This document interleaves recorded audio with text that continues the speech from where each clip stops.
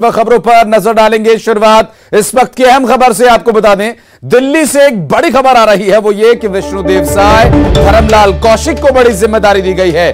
दोनों ही नेता बीजेपी की राष्ट्रीय कार्य समिति के सदस्य नियुक्त किए गए हैं। राष्ट्रीय अध्यक्ष जेपी नड्डा ने नियुक्त किया। 10 लोगों की कार्य समिति में छत्तीसगढ़ के 2 बड़े नेताओं को जगह मिली है, जिसमें विष्णुदेव साय और धर्मलाल कौशिक को जगह दी गई है। तो भारतीय जनता पार्टी की कार्य समिति जो राष्ट्रीय स्तर पर काम करेगी, छत्तीसगढ़ के 2 बड़े चेहरे उसमें नजर आएंगे। धर्मलाल कौशिक को यह बड़ी जिम्मेदारी दी गई है, तो विष्णुदेव साय पर भी जेपी नड्डा ने भरोसा जताया। दिल्ली से मिल रही जानकारी के अनुसार राष्ट्रीय कार्य समिति के सदस्य नियुक्त किए गए ये दोनों ही नेता, राष्ट्रीय अध्यक्ष जेपी नड्डा ने दोनों पर भरोसा जताते हुए नियुक्त किया है इन्हें। 10 लोगों की कार्य समिति में 2 लोग छत्तीसगढ़ से आते हैं। स्वाभाविक है, विधानसभा के चुनाव छत्तीसगढ़ में होने हैं। भारतीय जनता पार्टी जो कि लगातार प्रयास कर रही है कि इस बार का चुनाव जीतकर वो सत्ता में काबिज हो। बहरहाल 2 बड़े नेताओं का छत्तीसगढ़ से राष्ट्रीय कार्य समिति में जगह मिलना उन्हें भारतीय जनता पार्टी छत्तीसगढ़ के लिए एक बड़ी जिम्मेदारी रहेगी इन दोनों ही नेताओं पर। और भारतीय जनता पार्टी छत्तीसगढ़ का यहाँ पर जो भूमिका रहेगी वो काफी महत्वपूर्ण रहने वाली है। विष्णुदेव साय और धर्मलाल कौशिक को जगह दी गई है राष्ट्रीय कार्य समिति में। ये राष्ट्रीय कार्य समिति का जो 10 लोगों का दल है, इसकी एक सूची जारी की गई है, एक टीम तैयार की गई है राष्ट्रीय कार्य समिति की, जो कि आगामी चुनावों से संबंधित पार्टी की रीति नीति और पार्टी के बड़े फैसलों में इनकी भूमिका रहेगी, जिसमें धर्मलाल कौशिक महत्वपूर्ण भूमिका निभाएंगे। विष्णुदेव साय को बड़ी जिम्मेदारी दी गई है। भारतीय जनता पार्टी के राष्ट्रीय अध्यक्ष जेपी नड्डा ने इन दोनों को नियुक्त किया है और एक बड़ी जिम्मेदारी सौंपी गई है। छत्तीसगढ़ से आने वाले दोनों ही नेताओं को भारतीय जनता पार्टी की राष्ट्रीय कार्यकारिणी में जगह दी गई है। स्वाभाविक है, क्योंकि जो इस वक्त छत्तीसगढ़ की जिम्मेदारी है वो भारतीय जनता पार्टी के इन 2 बड़े नेताओं पर भी है। काफी कुछ निर्भर करता है इन 2 बड़े नेताओं का इस राष्ट्रीय कार्य समिति की टीम में शामिल होना। और ये साफ इशारा है कि छत्तीसगढ़ भारतीय जनता पार्टी के कंधों पर राष्ट्रीय जो नेतृत्व है भारतीय जनता पार्टी का, वो भरोसा जता रहा है और एक बड़ी जिम्मेदारी दोनों ही कंधों पर रहेगी। अशरफ काजमी हमारे साथ दिल्ली से जुड़ गए। अशरफ, छत्तीसगढ़ में विधानसभा के भी चुनाव है, ऐसे में छत्तीसगढ़ से 2 बड़े नेताओं का राष्ट्रीय कार्य समिति में नियुक्त किया जाना कोई आश्चर्य की बात नहीं है, लेकिन 2 बड़े नेताओं को बड़ी जिम्मेदारी। बिल्कुल, देखिए, इसका साफ संदेश है कि छत्तीसगढ़ जो है राष्ट्रीय नेतृत्व के लिए बहुत महत्वपूर्ण है। जो अभी तक एक राजनीतिक गलियारों में चर्चा की जा रही कि भाजपा के लिए छत्तीसगढ़ ज्यादा महत्वपूर्ण नहीं है, वो नहीं मान के चल रही, लेकिन आज उन्होंने जो कार्य समिति है उसमें कुल 10 लोगों को नियुक्त किया और 10 में से 2 लोग छत्तीसगढ़ से हैं।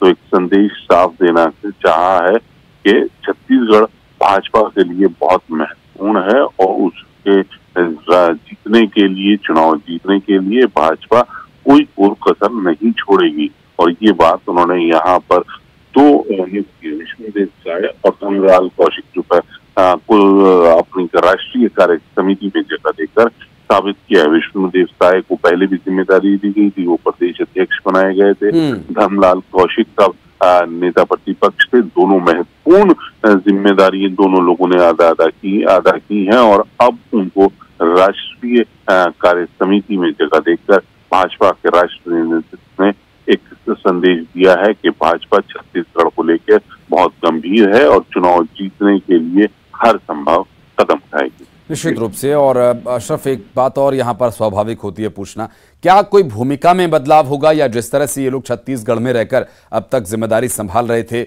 उसी तरह से काम आगे जारी रहेगा? कोई इनपुट्स इसके बारे में? देखिए, राष्ट्रीय कार्य समिति की जब बैठक होती है तो उसमें शामिल होना होता है। वो दिल्ली में हो या दूसरे जगहों पर हो या छत्तीसगढ़ में अगर भाजपा नेतृत्व कभी करता है तो उसमें तो वो वहीं रहेगा। लेकिन हाँ, ये है कि उनका जो कद है राष्ट्रीय कार्य समिति में जगह देकर दोनों नेताओं का बढ़ाया गया है और उनको अभी जो जिम्मेदारी है वो छत्तीसगढ़ में रहकर ही काम करना है। बहुत शुक्रिया अशरफ आपका इस जानकारी के लिए। अशरफ काजमी हमारे सहयोगी बता रहे थे कि भूमिका थोड़ी बदलेगी, लेकिन बैठकों में जाकर के और छत्तीसगढ़ की स्थिति को वहां पर चर्चा करने का मौका मिलेगा। बढ़ते आगे, रायपुर से इस वक्त एक और बड़ी खबर अपने दर्शकों को बता दें। भारतीय जनता पार्टी ने विधानसभा चुनाव की तैयारियों को और तेज कर दिया है। दरअसल भाजपा ने घोषणा पत्र समिति बना दी है। दुर्ग सांसद विजय बघेल को इसमें बड़ी जिम्मेदारी दी गई है। विजय बघेल संयोजक बनाए गए हैं। पूर्व विधानसभा सांसद और रामविचार नेताम को यहां पर जिम्मेदारी दी गई है। पूर्व मंत्री अमर अग्रवाल, वरिष्ठ विधायक शिवरतन शर्मा को सह संयोजक की जिम्मेदारी दी गई है। भारतीय जनता पार्टी ने घोषणा पत्र समिति का गठन कर दिया है और घोषणा पत्र में किन वादों को, किन कामों का जिक्र होगा, क्या मुद्दे भारतीय जनता पार्टी लोगों के बीच लेकर जाने वाली है, ये समिति इसके लिए सुझाव तय करेगी और जो अंतिम मुहर है वो राज्य के बड़े नेता और केंद्र के बड़े नेता मिलकर लेंगे और उसी के अनुसार जो घोषणा पत्र है वो पार्टी का तैयार होगा। संकल्प पत्र भारतीय जनता पार्टी जारी करती है और इसके लिए दुर्ग सांसद विजय बघेल, रामविचार नेताम, इन सभी को जिम्मेदारी दी गई है। और दुर्ग से एक और बड़ी खबर आपको बता दें। सांसद विजय बघेल घोषणा पत्र समिति के संयोजक बनाए गए हैं और बीजेपी घोषणा पत्र समिति का संयोजक बनाए जाने के बाद सांसद निवास पर बधाई देने वालों का हुजूम उमड़ पड़ा है। पार्टी के कार्यकर्ता हम लोग वहां पहुंच रहे हैं उन्हें शुभकामनाएं देने के लिए। सांसद विजय बघेल ने न्यूज 18 से खास बातचीत की और विजय बघेल ने सभी वरिष्ठ नेताओं का आभार जताया है। साथ ही घोषणा पत्र बनाए जाने की बात कही है। विकास नारे को बुलंद करते हुए घोषणा पत्र बनाया जाएगा, उन्होंने कहा। भारतीय जनता पार्टी ने आज दुर्ग सांसद विजय बघेल को एक महती जिम्मेदारी दी है। घोषणा पत्र समिति का संयोजक बनाया। हमारे साथ में विजय बघेल जी हैं, उनसे बात करेंगे। सर, एक महती जिम्मेदारी मिली है, किस तरह का देखते हैं? सबसे पहले तो मैं अपने पार्टी के शीर्ष नेताओं को धन्यवाद दूंगा, उनका आभार व्यक्त करूंगा। माननीय ओम माथुर जी जो हमारे चुनाव प्रभारी हैं, माननीय मनसुख मांडविया जी जो हमारे सह प्रभारी हैं चुनाव के छत्तीसगढ़ के, उन दोनों को मैं बहुत बहुत धन्यवाद दूंगा और ख़ासकर हमारे प्रदेश के अध्यक्ष अरुण साव जी को, जिन्होंने जिम्मेदारी मुझे दी और इतना बड़ा दायित्व के लायक मुझे समझा। पार्टी ने अनेक मुझे मेरी हैसियत से ज़्यादा उन्होंने दी है और ये मेरे लिए सौभाग्य की बात है। मैं पूरी लगन से इस दायित्व का निर्वहन करूंगा और हर वर्ग के साथ इंसाफ हो, उसके लिए हम सब मिलकर। किसी भी चुनाव के लिए पार्टी का घोषणा पत्र बेहद महत्वपूर्ण होता है। किस तरह का घोषणा पत्र होगा, क्योंकि आप संयोजक हैं, और क्या लोगों से राय ली जाएगी, किस तरह का होगा? बहुत महत्वपूर्ण रहता है। वाकई में घोषणा पत्र का इंतजार लोगों को रहता है और घोषणा पत्र के अनुसार ही लोग पार्टी में प्रभावित होते हैं और पार्टी को वो वोट भी देते हैं। जिस तरह ये कांग्रेस पार्टी एक झूठ का पुलिंदा लाया अपने 2018 के चुनाव में और वो झूठ की तरफ लोग बह गए, एक धोखा मिला है लोगों को। लेकिन हम विश्वास करते हैं लोगों के विश्वास पर, जैसे हमारे माननीय नरेंद्र मोदी जी कहते हैं, सबका साथ, सबका विश्वास और सबके प्रयास से जो सरकारें बनती है वो हमेशा अडिग रहती है और भारतीय जनता पार्टी जो कहती है उसको करती है। हम लोग घोषणा पत्र को संकल्प के पत्र के रूप में लेते हैं। जो संकल्प हमने लिया है उन संकल्पों को घोषणा पत्र में डालें और उसके अनुसार उसका पूरी अक्षरता उसका पालन करें। जी, तो देखिए, ये दुर्ग सांसद विजय बघेल थे जो बता रहे थे कि घोषणा पत्र किस तरह का होगा। इसमें कोई झूठ नहीं होगा, बल्कि सबका साथ सबका विकास, जिस तरह की जो बातें कहते आए हैं वही जो है इस घोषणा पत्र में शामिल किया जाएगा, सबको साथ में लेकर चला जाएगा। न्यूज़ 18 छत्तीसगढ़ के लिए दुर्ग से मिथिलेश ठाकुर। और इंदौर से इस बीच एक बड़ी खबर आ रही है, जहां पर आदिवासी भाइयों के साथ बेरहमी की गई। घर में बंद करके आदिवासी की पिटाई किए जाने का मामला है। 2 लोगों के साथ यहां पर ये बर्बरता की गई और दोनों की बेहोश होने तक पिटाई की गई। नशे में धुत सुमित चौधरी और उसके गार्ड पर यह आरोप है। इंदौर में मजदूरी करते हैं दोनों और इन दोनों को घर में बंद करके बेदम पीटा गया। दोनों पीड़ितों को इलाज के लिए एमवाई अस्पताल में भर्ती कराया गया है। थाने में एफआईआर कराने के लिए परिजन पहुंचे। इसका वीडियो भी बनाया गया और वीडियो सामने आया जहां पर 2 आदिवासियों के साथ मारपीट की गई तस्वीरें जो सामने आई। दोनों की बेहोश होने तक पिटाई किए जाने का ये बर्बरतापूर्ण मामला। सुमित चौधरी और उसके गार्ड पर मारपीट करने का आरोप है। नशे में धुत होकर मारपीट की है। इंदौर में ये दोनों मजदूरी करते हैं और दोनों पीड़ितों को एमवाई अस्पताल में भर्ती कराया गया है। थाने में एफआईआर कराने के लिए परिजन पहुंचे।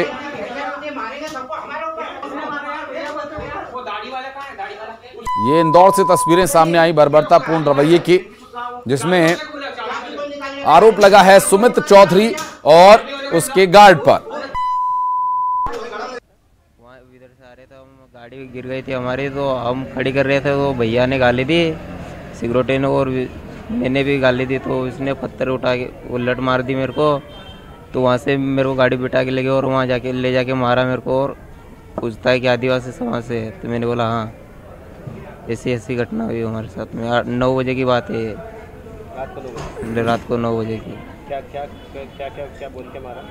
बोले आदिवासी है। तो हमने बोला हाँ। तो वो बोले और मारो, बोले। कैसे से मारा आपको? लट से मारा। कितनी देर तक? रात भर तक मारा हमको। तो हम 4-5 बजे हमारी नींद खुली तो हम तो भग के आए। किसने मारा? किसने? वो सुमित चौधरी ने। क्या कहीं बंधक बना के रखा था किसी कहीं जगह? नहीं, हमको अंदर कुंडा के रखे थे। तरफ से आ रहे थे तो इसकी बाइक गिर गए थे, मैं भी इनके पीछे पीछे था। तो बाइक गिर गई, जिसके बाद इनको उठाने के लिए गए, उठाने के लिए गए।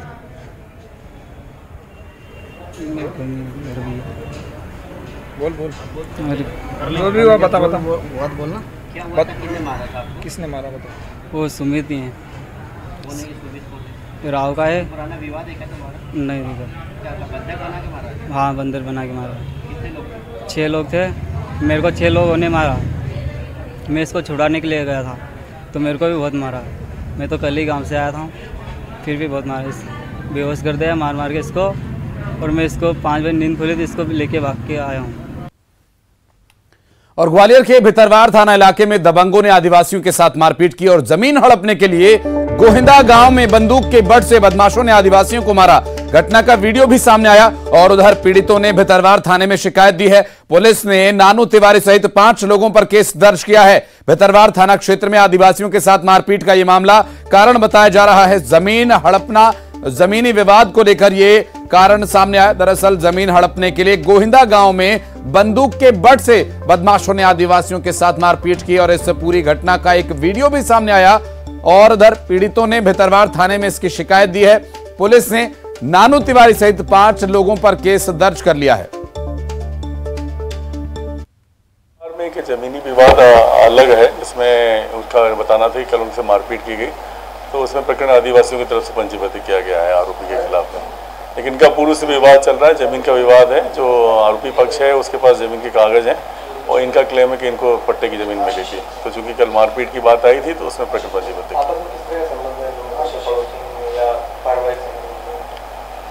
नहीं, दोनों अलग पक्ष हैं। एक ब्राह्मण समाज के आरोपी हैं और आदिवासी हैं, और एक जमीन को लेकर विवाद है जिसमें जमीन के कुछ कागज आरोपी पक्ष अपने पास होना बताते हैं और उसी पे इनका पट्टे होना बताते हैं।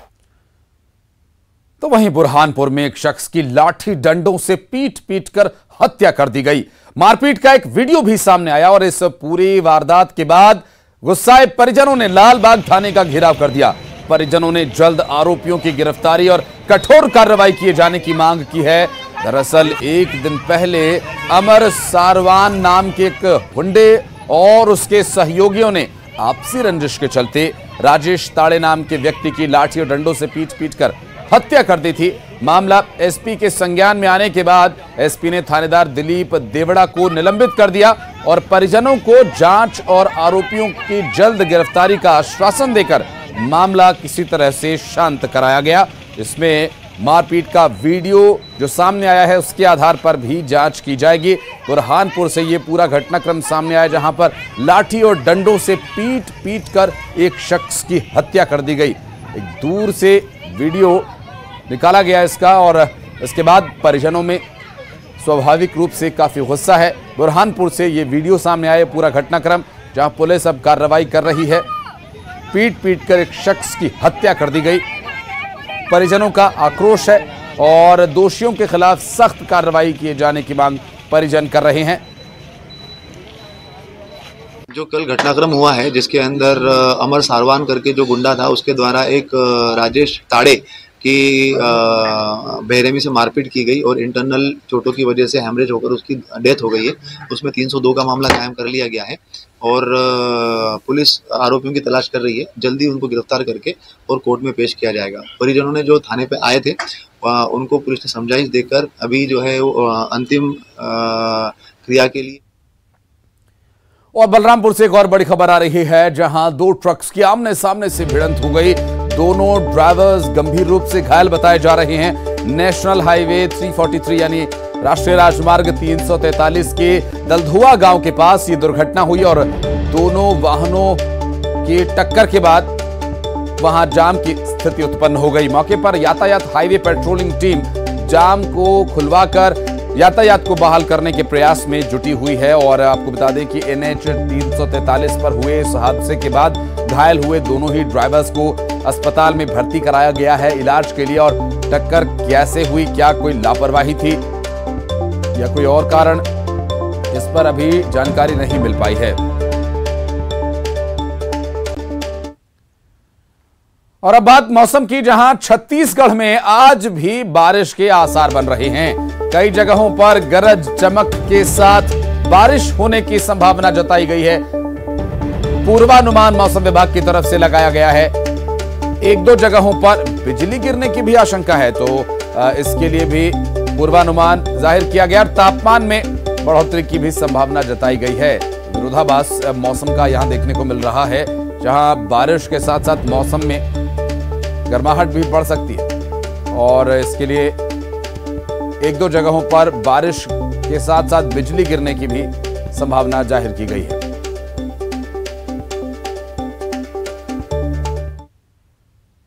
और अब खबरें 25 सेकंड्स में।